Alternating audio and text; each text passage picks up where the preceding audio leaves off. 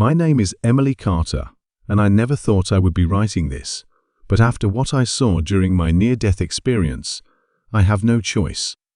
On October 5, 2023, my life changed forever. I was just driving home from work when a terrible accident sent me into the afterlife. I was dead for 6 minutes and 42 seconds, but in that time, I saw something so profound that I cannot stay silent. Jesus revealed something shocking about black people, something that has been hidden for generations. What he showed me will challenge everything you thought you knew. It was supposed to be a normal day. I woke up, made my morning coffee, kissed my husband goodbye, and headed to work. I was a nurse at St. Luke's Hospital, working the night shift. It had been a busy day, but nothing unusual, just the usual routine of caring for patients, checking vitals, and writing reports. By the time my shift ended, I was exhausted, but I was looking forward to getting home, taking a warm shower, and curling up in bed. I got in my car, turned on the radio, and started my usual drive home. The streets were quiet, the sky was dark, and the rain had just started to fall. Everything felt normal until it didn't. I was just 5 minutes away from home when I saw the blinding headlights coming toward me. My heart jumped into my throat as I realized the other car was swerving out of control. I slammed on my brakes, but it was too late. The impact was instantaneous, a loud, crushing force that sent my car spinning off the road. I didn't even have time to scream. Then, everything went silent. I expected pain, panic, fear, but there was nothing. Instead, I felt an overwhelming peace, as if all the noise and chaos of the world had been muted. I looked around, confused. My body was still in the driver's seat, but I was floating above it, watching everything from a distance. That was when I realized I was dead. At first, I couldn't comprehend what was happening. I tried to move, but I wasn't inside my body anymore. I could see the wreckage below the shattered windshield, the twisted metal. The paramedics had arrived, their flashlights cutting through the darkness as they rushed to save me. I wanted to tell them I was okay, that I didn't feel any pain, but my voice wouldn't come out. Then suddenly, a bright light filled my vision. It wasn't the flashing red and blue of the emergency vehicles, this was something else. Warm, pure, alive. The next moment, I felt myself being lifted upward, as if an invisible hand was pulling me towards something greater. I wasn't afraid. If anything, I felt calm, a peace deeper than anything I had ever known. The world below faded, and in its place was something unbelievable. I found myself standing in a place that words cannot fully describe. It wasn't just a bright tunnel, it was like standing in the middle of a light that came from everywhere and nowhere at once. The air hummed with a sense of love, warmth, and truth. That's when I heard it, a voice, powerful yet gentle, strong yet filled with love. Emily, do not be afraid. I turned, and there he was, Jesus. The moment I saw him, I knew. There was no doubt in my mind, even though my eyes had never seen him before. My soul recognized him instantly. Jesus stood before me, radiating light and love, his presence so overwhelming that I fell to my knees without even thinking. He wasn't like any image or painting I had ever seen. His eyes carried infinite wisdom, yet tender kindness, and his voice wrapped around my heart like a comforting embrace. "Rise, my child," he said, reaching out his hand. As soon as his fingers touched mine, I felt a rush of energy unlike anything on earth. It wasn't just warmth, it was pure life, flowing through every part of me. Every fear, every doubt, every worry vanished in an instant. "I have something to show you," he said, "a truth that has been hidden." Suddenly, we were somewhere else. It wasn't heaven, but it wasn't earth either. It was as if I was standing in the middle of time itself, watching history unfold. Images flashed before my eyes, scenes from different eras, different places, different people. I saw civilizations rise and fall, kings and empires, struggles and victories. But then, the images stopped, and what I saw next shook me to my core. Jesus turned to me, his expression serious yet full of love. "Emily, you must see what has been kept from the world. You must know the truth about my people." The air around us shimmered, and suddenly we were standing in a vast city, but not one I had ever seen before.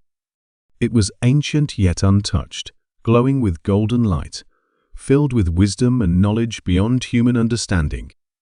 "This is what was lost," Jesus said. "I saw people, black men and women, clothed in royal garments, walking with grace, dignity, and power. They weren't slaves. They weren't broken. They were leaders, scholars, warriors, and priests. They were my chosen ones," Jesus said. But the world rewrote their history. I saw something even worse. I saw churches turning their backs on them. I saw pastors ignoring their suffering, telling them to be quiet, to forgive, to move on, without ever acknowledging the pain. "The enemy has infiltrated even my house, Emily. But I am calling my people back." The vision brightened again. I saw black men and women standing in the streets, in churches, in homes, raising their voices in unshakable faith. They were not angry, they were awakened. They weren't asking for permission, they were walking in their divine authority. Jesus turned to me, his eyes filled with pride and love. "They have endured every hardship, every deception, every attack, and yet they still seek me. That is their power. That is why they cannot be broken." I saw them preaching, leading, healing, teaching. I saw them returning to their spiritual roots, embracing the gifts God had placed inside them. I saw a revival, one that was not led by governments, celebrities, or politicians. It was led by the very people the world had tried to silence. "The first shall be last, and the last shall be first," Jesus said. It all made sense now. The entire world had tried to erase their history, their identity, their power. But they could never erase who they were created to be. Jesus looked at me, his face filled with love and certainty. "Emily, they will rise. And when they do, the world will know that I have always been with them." I felt my entire soul tremble. Something was coming, and nothing would stop it. The vision shifted again.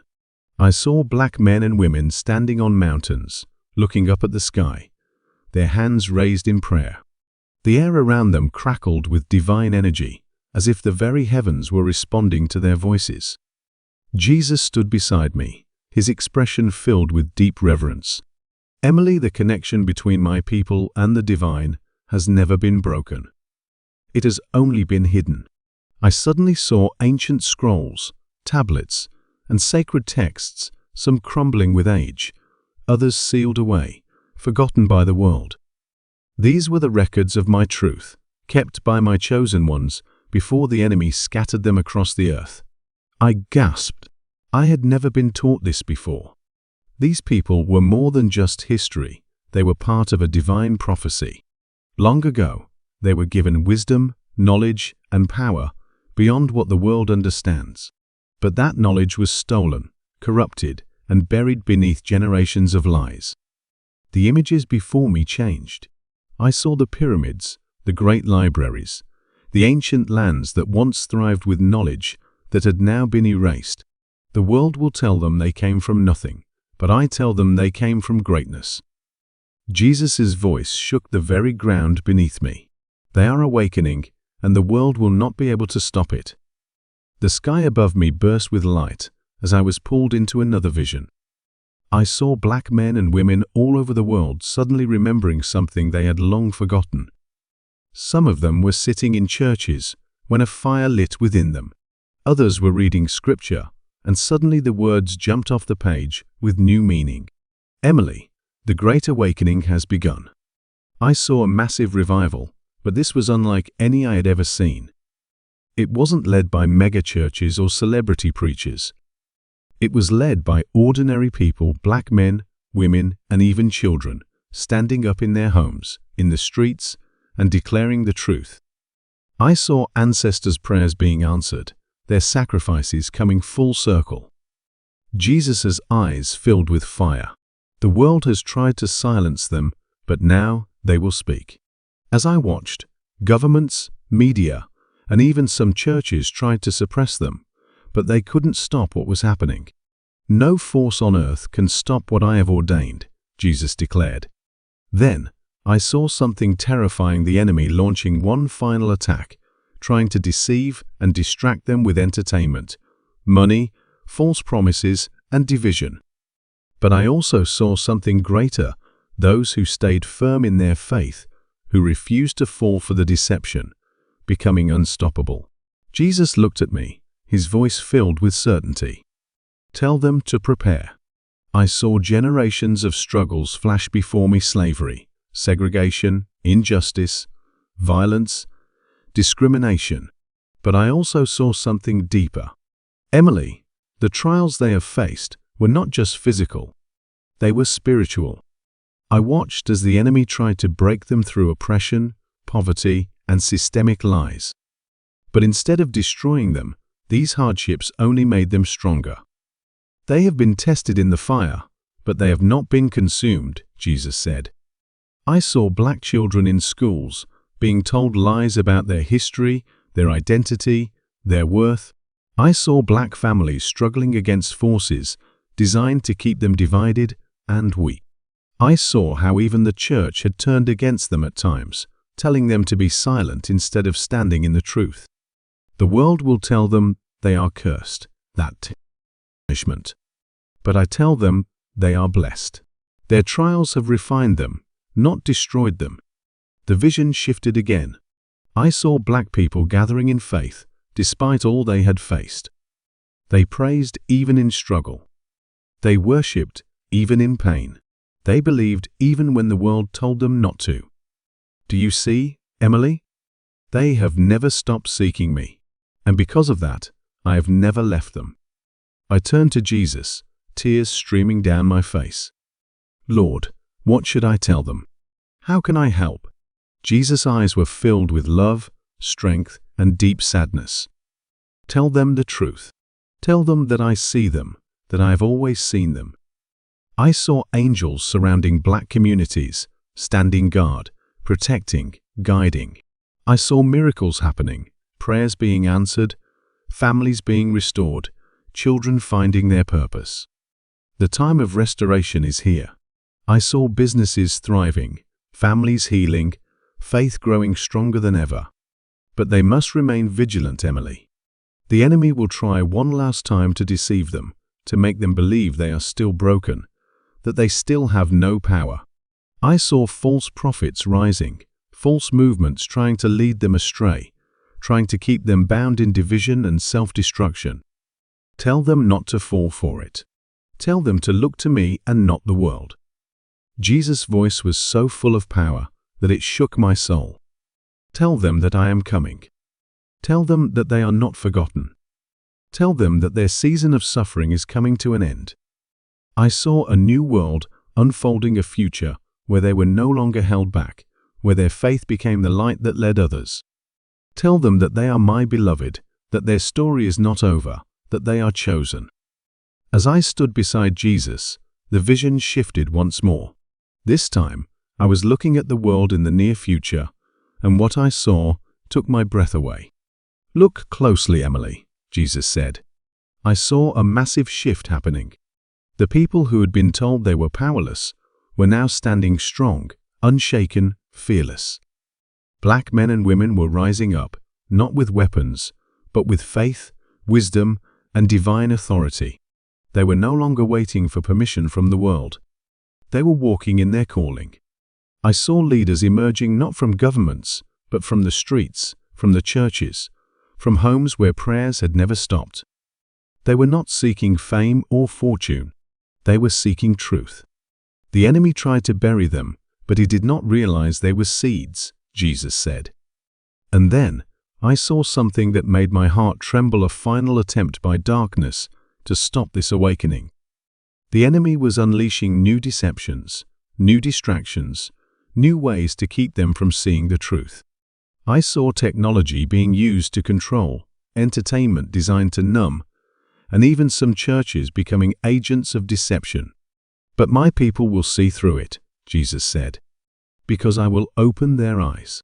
And I saw it happening, miracles breaking out in places the world had forgotten, chains of addiction, depression, and poverty falling away, families reuniting, faith being restored, people turning away from the world and back to God. It was unlike anything I had ever seen. The first shall be last, and the last shall be first, Jesus said again. And I knew this was only the beginning. I turned to Jesus, my heart pounding with urgency. Lord, I don't want to leave. There's still so much I need to know.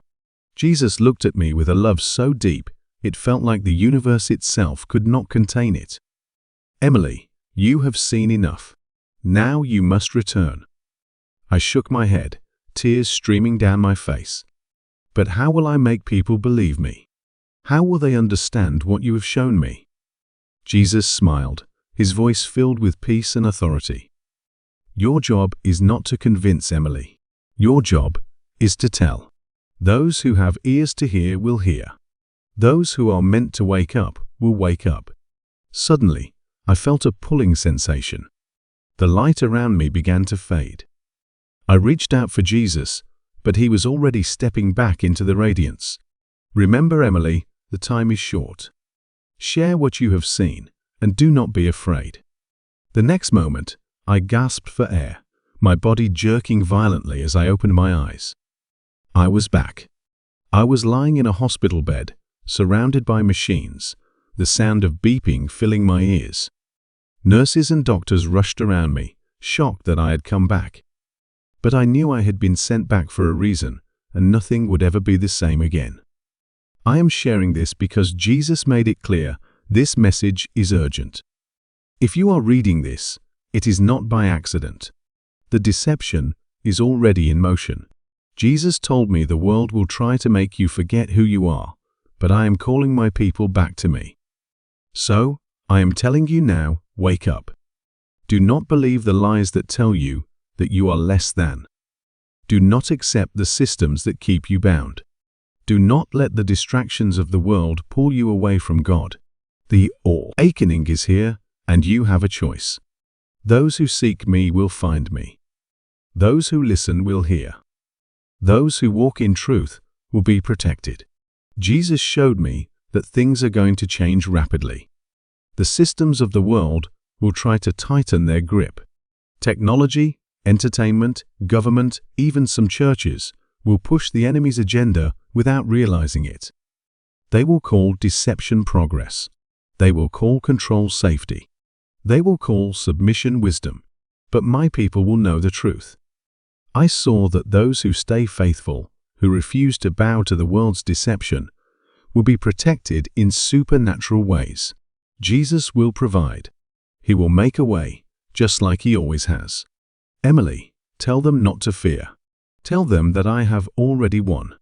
So I am telling you, stay strong, stay awake, hold on to Jesus, because he is holding on to you. The time is short, but those who walk in truth will never be deceived. May God give you eyes to see and ears to hear. This is my testimony. Now, it's your turn to share it. As I stood with Jesus, watching the vision unfold before me, I saw something that made my heart tremble. The enemy wasn't giving up. Emily, the greatest deception is still to come, Jesus said. The world around me shifted, and I saw media screens, social media feeds, churches, schools, and even homes all filled with one unified message: you don't need God anymore.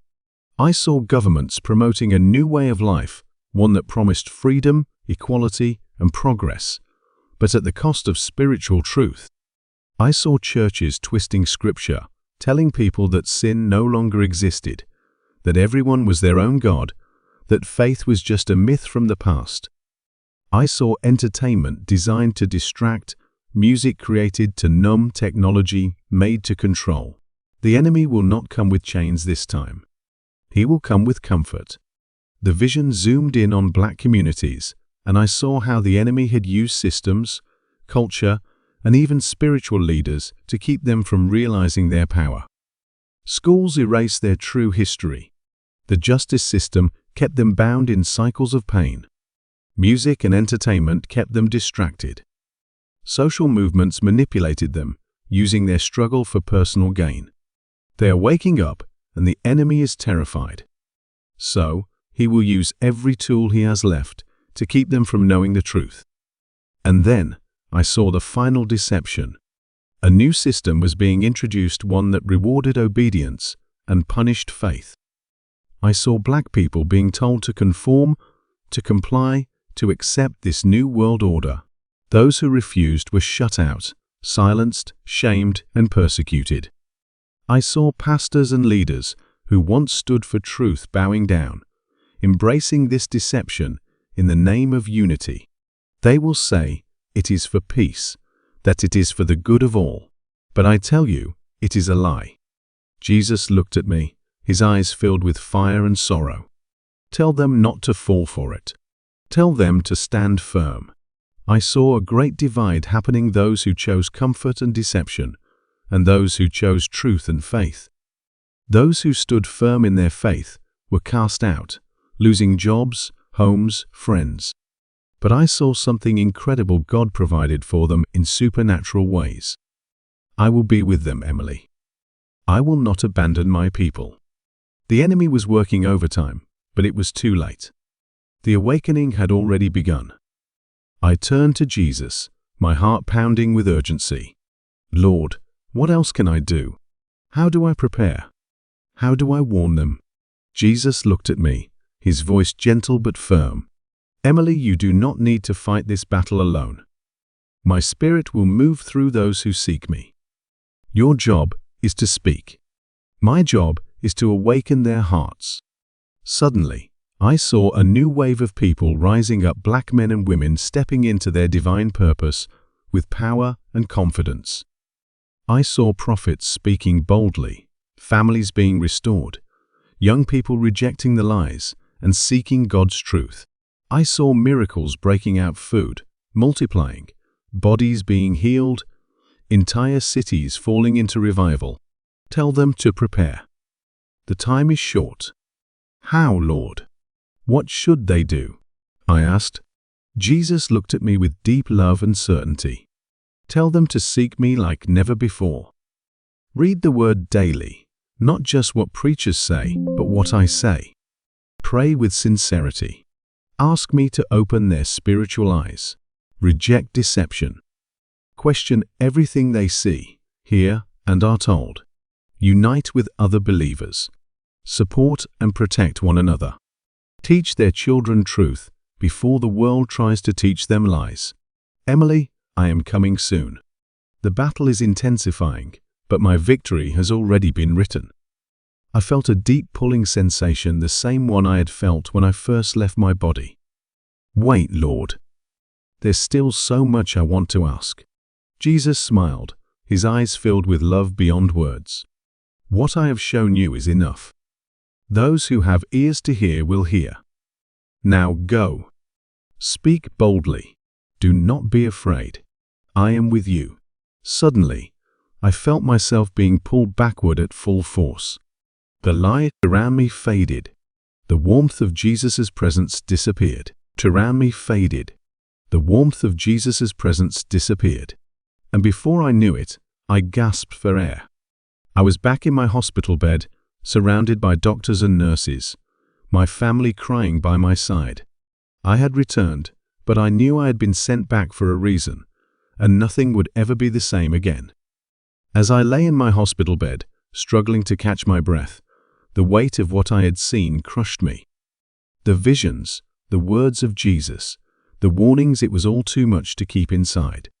But then, I heard his voice again, not audibly, but deep within my spirit. Emily, do not stay silent. A shiver ran through my body. I closed my eyes, and for a brief moment, I could still feel the warmth of his presence, the fire in his voice, the urgency in his message. This was not just for me. It was for everyone willing to listen. The world is not ready, but the people must be. I knew the moment I spoke about this, many would dismiss it. Some would say it was just a dream. Others would claim I was being dramatic, that nothing was really happening. And worst of all, some Christians would choose to ignore it, believing that everything was fine. But I had seen too much to stay quiet. Emily, the time of choosing has come. I saw the world splitting into two, those who would cling to the truth and those who would embrace the deception. Some would wake up, step into their purpose, and refuse to bow to lies. Others would willingly accept the enemy's plan, blind to what was coming. And I understood this wasn't just a warning about the future. It was already happening right now.